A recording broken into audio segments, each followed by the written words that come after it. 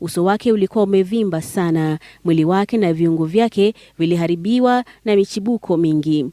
Damu ilikuwa ikitoka nyuma ya kichwa chake, mdomo na macho yake. Nyuma ya kichwa chake kulikuwa kumekatwa. Mwili wake wote ulikuwa baridi na alikuwa haitikii. Wauguzi wa zamu siku hiyo wote wawili walisema kwamba walipoutathmini mwili huo walithibitisha kuwa Ojwang alikuwa tayari ni maiti. Ripoti kutoka hospitali pia inasema mwili huo ulifikishwa hapo kutoka kituo kikuu cha polisi ambacho pia ni mahali ambapo Ojwang alifariki. Huku polisi wakishikilia kuwa walimpata Ojwang akiwa hana fahamu na kumkimbiza hospitalini saa 7:39, dakika chache kabla ya kuwasili kwake Mbagathi. Ripoti ya hospitali inaonyesha kwamba hakuwahi kupata nafasi ya kuokoa maisha yake akiwa mikononi mwa polisi.